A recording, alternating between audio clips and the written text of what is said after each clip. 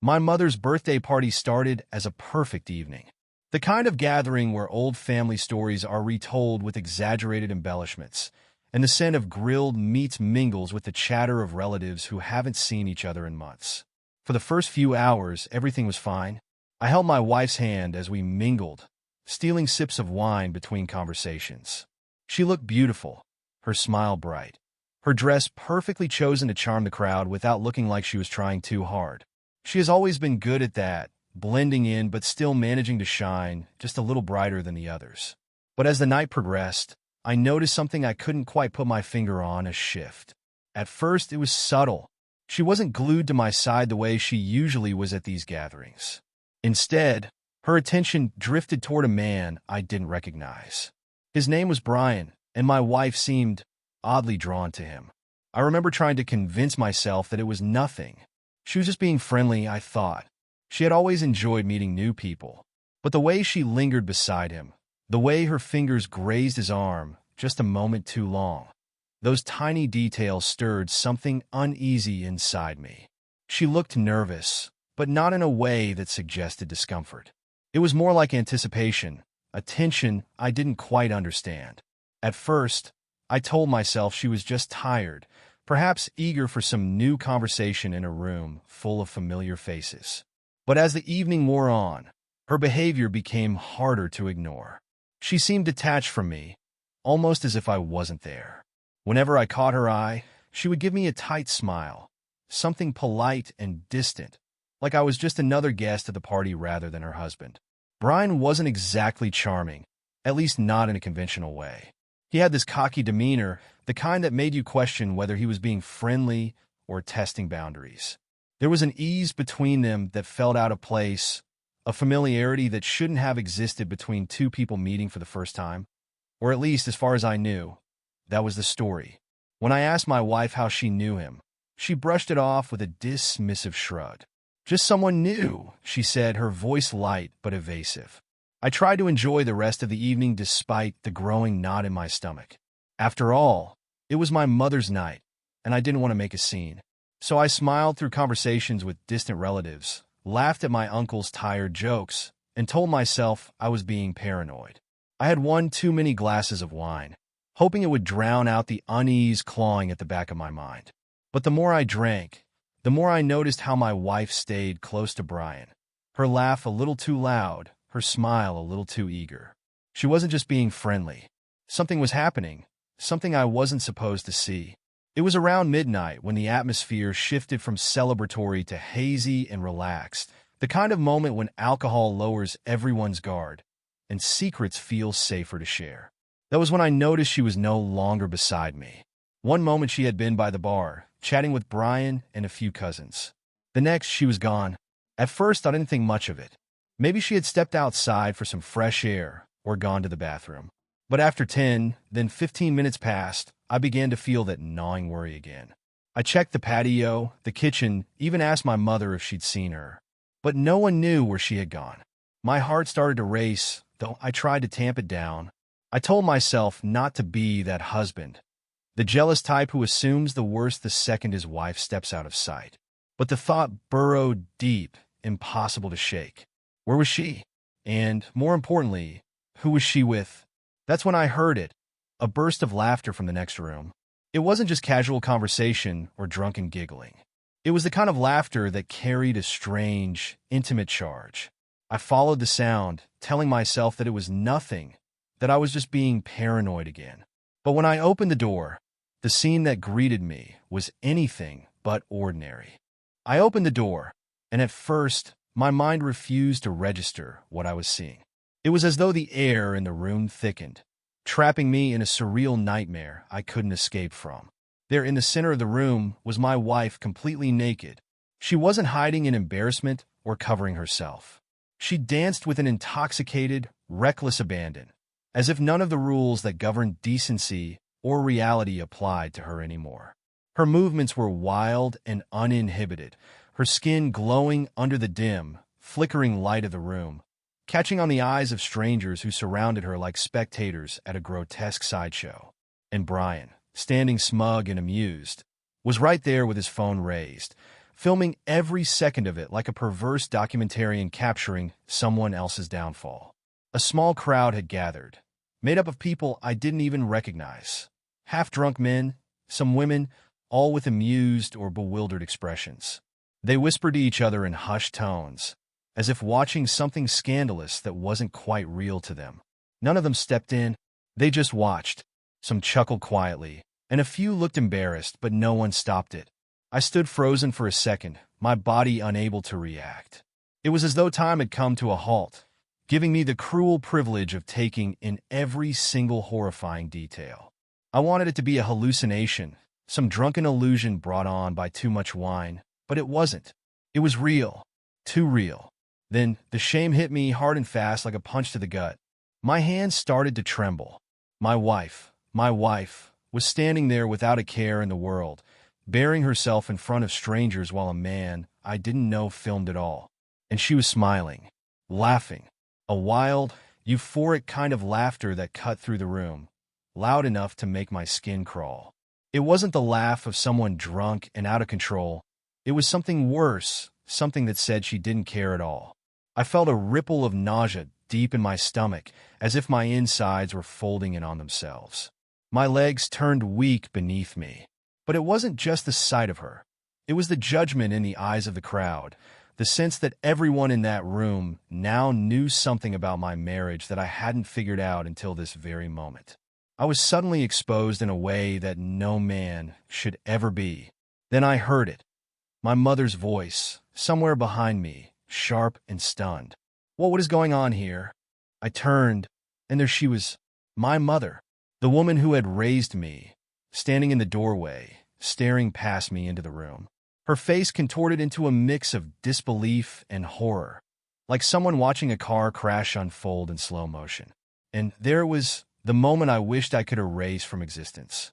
The moment my mother saw my wife, her daughter-in-law, dancing naked for a room full of strangers, with some guy named Brian laughing and recording every humiliating second of it. I'll never forget the look on her face. It was the kind of shame that runs so deep, it becomes a part of you forever. I could almost feel her disappointment in me, as if I had failed to keep my own life in order. I wanted to say something to stop this madness, to grab my wife and pull her away, to shield my mother from this disgrace. But the words refused to come. My voice was trapped in my throat, along with the bile rising from my stomach. As if sensing the shift in the air, Brian turned to me, a twisted grin stretching across his face. He didn't stop recording. He didn't even flinch. In fact, the amusement in his expression seemed to grow. He knew exactly what he was doing, humiliating me. And I let him. The worst part was that she didn't stop. My wife noticed me standing there. She saw me. She saw my mother. And still, she kept dancing, her body swaying to the music like she was in a trance she didn't want to break. I snapped out of my paralysis and stepped into the room, desperate to end this nightmare. My voice cracked as I shouted her name, but she just laughed, twirling around as if the sound of my voice didn't mean a thing. She was too far gone to care, too drunk, or maybe just too reckless. I reached for her, trying to wrap my coat around her bare shoulders, but she slipped away from me, laughing, spinning out of reach like a child playing a game. Brian's camera followed her every move, capturing her wild performance, turning her into a spectacle for his twisted amusement. I could feel the eyes of everyone on me now. No one said a word, but I could hear their thoughts, the whispers of pity, the judgment, the laughter behind closed mouths. I was the fool, the husband who couldn't control his wife, the man whose world had crumbled in front of everyone. I tried again to grab her, but she pushed me away with a sloppy, drunken laugh. My head spun, caught between fury and disbelief. I couldn't understand how this had happened, how we had gone from a happy couple at my mother's birthday party to this humiliating disaster. I felt my mother's hand on my arm, gentle but firm. "You have to go," she whispered, her voice strained with barely contained emotion. "Get out of here. Right now. You and your wife." I knew she was right. There was no salvaging this. No explanation, no apology, no way to undo what I had just witnessed. The damage was done, and every second I stayed in that room only deepened the shame. Without another word, I turned on my heel and left the room. I could hear the muffled sound of her laughter following me as I walked away. Haunting, echoing, a sound I knew would live with me forever. My mother followed close behind, her silence heavier than words. She didn't look at me. I couldn't blame her. There were no words for the kind of disgrace we had just witnessed. I left the house in a daze, barely registering the cold night air as it hit my face. I walked through the darkened streets alone, each step heavier than the last, the shame following me like a shadow I couldn't outrun. And the worst part? I didn't know if I could ever attend my mom's birthday again. I was so ashamed. I left my wife there. I wasn't going to chase after her and I don't remember how long I wandered the streets that night, only that every step felt like I was trying to outrun the shame clinging to me. But no matter how far I walked, I couldn't escape the memory of it.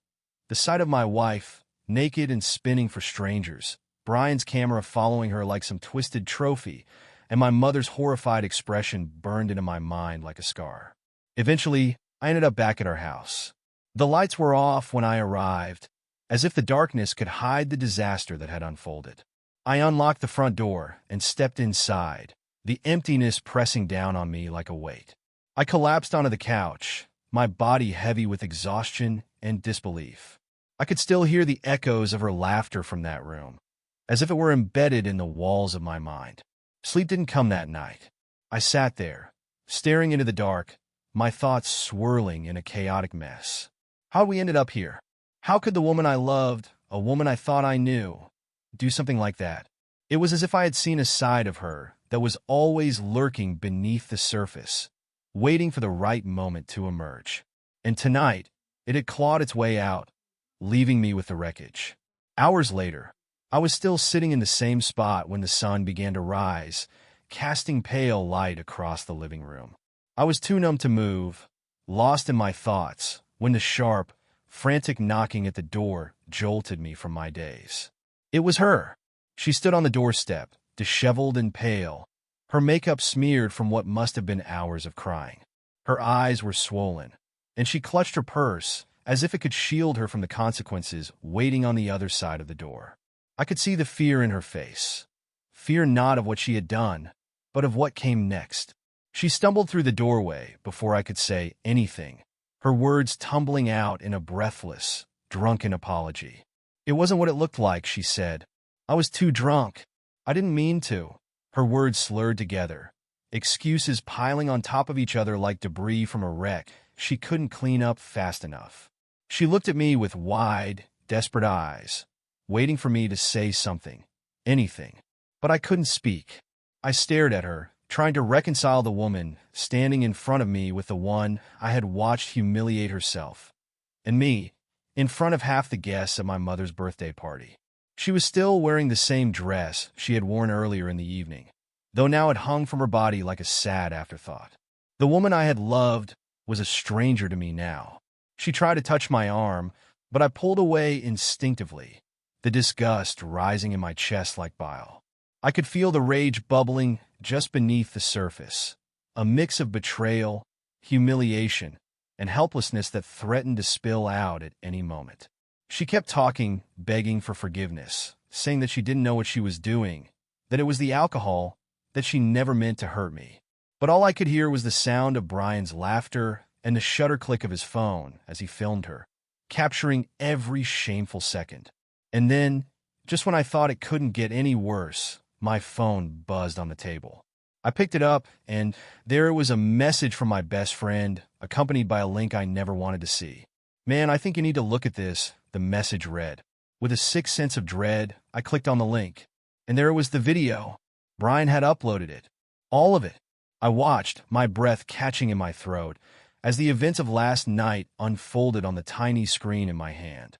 It started with her dancing, naked, wild, shameless, while Brian's camera zoomed in, capturing every humiliating moment. But it didn't stop there. The laughter in the background, the teasing comments from strangers, it was all laid bare. And then, to my horror, the video shifted. It cut to her and Brian, tangled together, having sex on the very couch where we had spent so many quiet nights together. The angle was deliberate, filmed as if it were some kind of sick performance. My chest tightened as I watched her laugh through the entire thing, oblivious or indifferent to what she was doing. I threw the phone across the room, the screen cracking against the wall, but it didn't matter. The damage was done. The video was out there, and there was no taking it back. Everyone would know. She knelt in front of me, sobbing uncontrollably now, her hands clutching at my knees as if they could erase everything that had happened. "Please," she whispered, her voice hoarse. "Please forgive me. I didn't mean it. I wasn't thinking." I stared at her, my heart a twisted knot of anger and sorrow. How could she do this to me? To us? The life we had built together. Every moment, every memory, reduced to nothing more than a spectacle for strangers to gawk at online. I wanted to scream at her, to demand an explanation, to hurt her the way she had hurt me. But no words would come. There was nothing left to say. After what felt like an eternity, I stood up, brushing her hands away as I stepped past her. "I can't do this," I muttered, more to myself than to her. "I can't look at you." She cried harder, clutching at my leg like a drowning woman, but I shook her off. I needed to get away, to put distance between us before the rage inside me consumed me whole. I grabbed my car keys from the counter, ignoring her desperate pleas, and walked out the door. I couldn't breathe in that house anymore. The world outside felt cold and foreign, but at least it was quiet. I got into the car and drove aimlessly, the engine humming beneath me, the road stretching endlessly into the horizon. But no matter how far I went, I couldn't outrun the shame. The image of Brian filming her, the smug grin on his face, played on a loop in my mind. The humiliation I felt in that moment, asterisk, knowing that I was the punchline to their twisted joke, asterisk, was something I knew I'd carry with me forever. And that's when something snapped inside me. It was no longer just about her betrayal. Brian had to pay. I gripped the steering wheel tighter, my knuckles white with fury. He thought he could humiliate me and get away with it. He was wrong. This wasn't over. I drove without direction, blinded by fury, shame, and a growing thirst for revenge. Brian's smug face was burned into my mind, and no matter how much I tried, I couldn't shake the image of him filming my wife while she danced naked in front of strangers. That grin, the audacity of it, gnawed at me like a wound that wouldn't heal. He wasn't just some guy she cheated with. He had made me into a joke, a spectacle, and I couldn't let that stand. For the first few days, I tried to swallow the rage, telling myself it would fade. But every time I closed my eyes, I saw the video. The way she moved, the way she laughed. The comments I could already imagine spreading online like wildfire. "You see that guy's wife? What a mess. What a loser." The thought made me sick. I couldn't work. I barely slept. And when I did, it was the kind of restless sleep that left me more exhausted than before. She tried to call me every few hours, but I ignored her. There was nothing left to say. Whatever we had before, she had destroyed at the moment she let herself fall into Brian's world. The apologies, the tears, they didn't mean anything. But Brian? He still needed to be dealt with. I spent hours online, trying to track him down. It didn't take long. People like him never hide well. He lived with his mother, of all things, in a rundown house on the edge of town. I stared at the screen, committing the address to memory, the cold weight of determination settling deep inside me. He thought he could humiliate me and walk away? No. I'd show him what happens when you cross the wrong man. That night, I waited until 2 a.m. before grabbing my coat. The streets were deserted, and the bitter chill in the air matched the anger burning inside me. My mind was a storm of thoughts, each one darker than the last. But the only thing I knew for certain was that Brian had to pay. By the time I reached his house, I was drunk. I didn't plan on drinking, but I couldn't stop myself. The alcohol made everything clearer. It sharpened my anger, stripped away the doubt. I parked the car a few streets over and stumbled toward the house, heart pounding in my chest. I could hear my pulse in my ears, a rhythmic drumbeat of rage and anticipation. His front door was old and flimsy, like the kind you could knock down without much effort. And that's exactly what I did. I kicked it open, the wood splintering under the force, the door swinging wide with a deafening crack. The sound of it filled the house, but I didn't care. I wasn't sneaking around. I wanted him to know I was here. I stormed down the narrow hallway, every step heavier with anger, until I found his room. He was there, sprawled out on a mattress on the floor, surrounded by discarded clothes and empty beer cans. He looked up, dazed and confused, trying to make sense of what was happening. "Who the—" was all he managed to say before I hit him. The first punch landed square on his jaw, sending him reeling backward into the wall. It felt good, too good. Months of frustration, shame, and betrayal poured into every swing. His lips split open, a dark line of blood tracing down his chin, but I wasn't done. I kept hitting him, over and over, each punch harder than the last. He tried to fight back, they always do, but he was too slow, too stupid. All that smug confidence was gone now, replaced by panic and pain. I pinned him to the floor, my fist crashing into his face, his body limp and useless beneath me. The rage inside me was uncontrollable. I wanted to break him. I wanted to make him feel just a fraction of what I'd felt since that night. Somewhere in the distance, I heard his mother screaming. She must have woken up when I kicked in the door, but her voice was just background noise, irrelevant. The only thing that mattered was Brian, making him pay. I don't know how long it lasted. Time became a blur, each punch blending into the next. Eventually, I heard the sound of sirens. The police were coming, but I couldn't stop. Not yet. Not until he was broken. Brian slumped beneath me, barely conscious, his breath coming in ragged gasps. I hit him one last time, watching as his head snapped to the side, his body going completely still. For a moment, I thought I had killed him. The thought didn't scare me. If anything, it felt like justice. But the sirens were closer now, and I knew I didn't have much time. I staggered to my feet, adrenaline and alcohol making it hard to focus. Brian's mother was still screaming, her voice shrill and desperate as she called for help. I knew I had to leave. I stumbled out the door and into the night, running blindly down the street, my breath burning in my chest. I didn't stop until I reached my car, the cold air biting at my skin. I climbed inside and drove off, not knowing where I was going, just that I had to get away. The next morning, the police showed up at my door. They had tracked me down, my footprints, Brian's mother's testimony. There was no point in denying what I'd done. I was arrested on the spot, and as the cuffs tightened around my wrists, I felt something I hadn't expected. Relief. It was over. At least part of it. I spent the next few days in a cell, waiting for the arraignment. The anger had burned itself out, leaving behind only exhaustion and emptiness. They charged me with assault, and I was looking at a year in prison. But with the help of a lawyer, I managed to post bail. I was free, at least for now, but freedom didn't feel like I thought it would. When I walked out of that cell, the weight of everything hit me all at once. My marriage was over. My life, asterisk, asterisk, the life I had built with my wife, asterisk, asterisk, was in ruins. There was no going back, no fixing what had been broken. I returned to an empty house. She had left, taking only a few things with her, leaving behind the wreckage of what we used to be. I sold the house within a week. I couldn't bear to stay there any longer. Every corner of it was haunted by memories I couldn't escape. Before I finalized the divorce, I took back everything I had ever given her. The jewelry, the gifts, even the sentimental things. She didn't deserve any of it. She cried when I handed her the papers, but I didn't care. Her tears meant nothing to me now. Whatever love I had for her died the night I saw her in that room. The paperwork was signed. It was official. She was no longer my wife. The divorce came swiftly, without much of a fight. Maybe she thought it was what I wanted.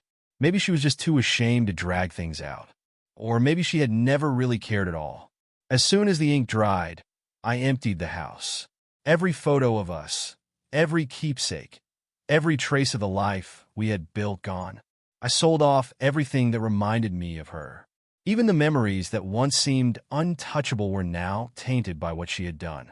The nights we spent on the couch watching movies, the morning coffees, the long walks, all of it ruined. I erased her from my life like a stain I didn't want to acknowledge had ever existed. She cried when I handed back the papers, begged for another chance, but her words meant nothing to me anymore. Every apology she offered felt hollow, a desperate attempt to claw her way back into a life she had shattered. But there was no room for forgiveness, no space for second chances. She had humiliated me in front of my family and the world. Her final words echoed in my mind long after she was gone. "I didn't mean to hurt you," as if that made it better, as if the absence of intent could somehow erase the damage. She didn't get it. She never would. I left the house behind like a bad dream, selling it to the first buyer who offered enough to make me walk away without looking back. The thought of someone else living in those walls felt like a blessing. Let them carry the memories. I wanted no part of them. With the money from the sale, I disappeared. A fresh start. A new life far away from the place where my world had crumbled. I didn't tell anyone where I was going. Not my family, not my friends. It was easier that way. No reminders. No pity. Just silence. For a while, the change of scenery helped. The unfamiliar streets gave me a sense of anonymity, and the routine of settling into a new apartment kept my mind occupied. But the nights were the hardest. It was during those long, quiet hours, lying alone in a bed that felt too big, that the memories crept in. Her face, her laughter as she danced, naked and wild for strangers. Brian's phone recording it all, turning my life into some grotesque public spectacle. The looks from my mother, my friends, everyone. The shame wrapped itself around me like a second skin, impossible to peel off no matter how far I ran. Then, the nightmare started. They always began the same way. I'd walk into that room again, just like at the party, and find her there, bare, laughing, dancing in circles, her body on display for people I didn't know. Brian always stood there with his phone, his grin sharp and knowing, as if daring me to stop him. In the dream, I would scream at her to stop, but she never listened. She just kept laughing, spinning faster, slipping further out of reach. And I would wake in a cold sweat, my heart pounding in my chest, the anger and helplessness washing over me all over again. The worst part was that I couldn't escape the video.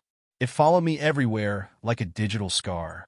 Even though I never dared to search for it myself, I knew it was out there, lurking online, waiting to surface in the most unexpected moments.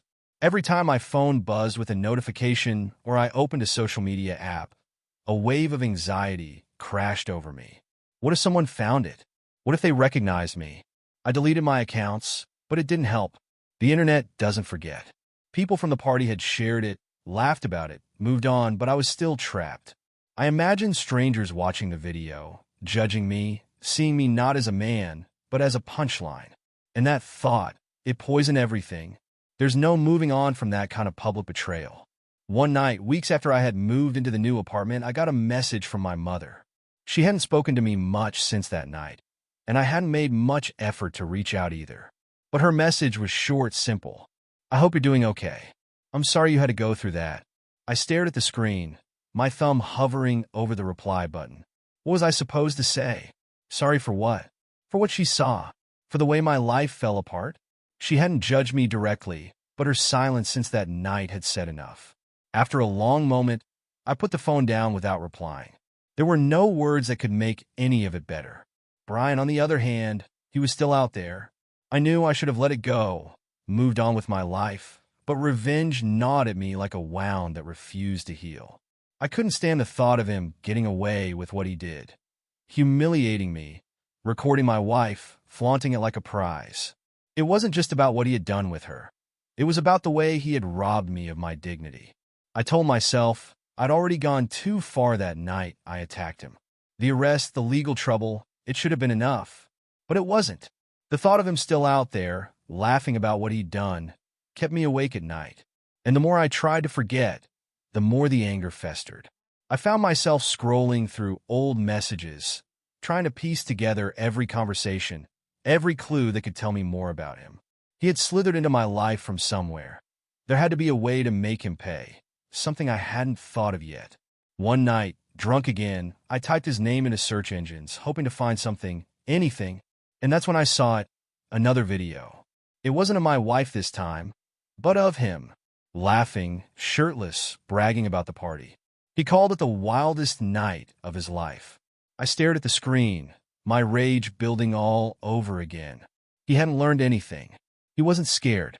He was still the same smug bastard, taunting the world with the chaos he caused. And I knew right then, with chilling clarity, I wasn't done with him.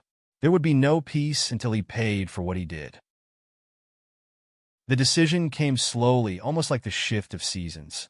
At first, I fought against it, clinging to my anger like it was the last thing holding me together. But the rage, asterisk, asterisk, as sharp as it had once been, asterisk, asterisk, was starting to wear me down. The fight with Brian, the police, the divorce, all of it had drained me. I was exhausted, and I knew if I kept going the way I was, there would be no escape. I would self-destruct. Brian had survived. He still walked around free, laughing somewhere, probably bragging about that night. And the video?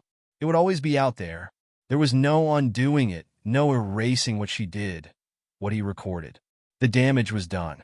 But chasing revenge, feeding the fire, had only dragged me deeper into the darkness. I sat in my new apartment one night, the weight of it all pressing on me. The cold beer in my hand tasted bitter. The television's soft hum felt like white noise in a mind too restless to quiet. The anger that had once kept me going was now an anchor, dragging me deeper every day. And for what? I almost went to prison. I could have lost everything. And for what? A punch thrown at a man who wasn't worth it? A life burned down because of a woman who already left it in ruins? The thought hit me like a sudden gust of wind. I had been fighting so hard to fix what was already broken beyond repair. That night, I stared at the cracked phone screen lying on the table and realized I had a choice. I could keep sinking, or I could let it go. I couldn't change the past, but I could decide not to carry it with me any longer. The next day, I made the first step. I called a psychologist. It wasn't easy. I'd never believed in that sort of thing. Talking about feelings, airing out emotions. It sounded weak. But I also knew that if I didn't try something, the anger would consume me. And if it didn't land me back in jail, it would rot me from the inside out. The psychologist's office was small and quiet, tucked away on the third floor of a building that smelled faintly of coffee and old books. It felt foreign, almost uncomfortable, but I showed up. That was all I could do for now. Show up. The first session was awkward. I sat there, trying to explain what had happened, but the words didn't come easily. They felt clumsy, like a puzzle I hadn't figured out how to put together. I told the psychologist bits and pieces about my wife, the video, the fight, and the shame that followed me like a shadow. He listened. He didn't judge. He didn't try to offer cheap advice or force me to feel better before I was ready. He just asked questions, slowly unraveling the tangled mess inside me. "Why are you here?" he asked at one point, and I struggled to answer. "I don't want to feel like this anymore," I finally said. "I want to stop hating them. And myself." It was the truth. I was tired of carrying the weight of everything, of the anger, the shame, the endless what-ifs. I wanted to feel free again. The sessions became a routine, a lifeline. Once a week, I sat in that chair, slowly peeling back the layers of everything that had happened. It wasn't about forgetting. The memories stayed, but I began to see them differently. I stopped trying to control what couldn't be undone. I stopped trying to rewrite the past. Somewhere along the way, I learned to stop blaming myself. I hadn't known what my wife was capable of. How could I have? I had loved her, trusted her, and that trust had been betrayed. But that didn't make me weak. It made me human. The psychologist helped me understand something I hadn't been able to see before. Anger is a poison. And the longer I held on to it, the more it hurt me, not her, not Brian, not anyone else. Just me. I had to let it go. It wasn't easy. There were nights when the memories came back stronger than ever. Nights when I dreamed of that room, of Brian, of her laughter. But over time, the dreams lost their grip. They became just dreams, nothing more. The video was still out there somewhere, but I stopped looking for it. It didn't matter anymore. What mattered was that I wasn't living in that moment anymore. I began to rebuild little by little. The psychologist helped me focus on the things I could control. New routines, small goals, little victories. I started exercising again, found a new job, and made new friends. It didn't happen overnight, but life began to feel like mine again. I still think about her sometimes, not with anger, but with a kind of distant sadness. We had loved each other once, or at least I thought we had. Maybe she had her reasons for what she did. Maybe she didn't. It didn't matter anymore. Months later, I ran into someone who had been at the party that night. They brought up the video, laughing about it as if it was nothing more than a wild story from a drunken night. For the first time, it didn't bother me. I nodded, smiled politely, and excused myself from the conversation. The past could stay where it belonged, behind me. I realized then that I had made it through. The anger was gone. The shame was fading. What they thought didn't matter. What mattered was that I was free. I never spoke to my ex-wife again after the divorce. She sent a few messages here and there, apologies, attempts to reconnect. I ignored them, not because I hated her anymore, but because I didn't need anything from her. I had learned the hardest lesson of all. Some things can't be undone, and that's okay. Life goes on, and sometimes the only way to move forward is to let go. So that's what I did. And for the first time in a long time, I felt at peace.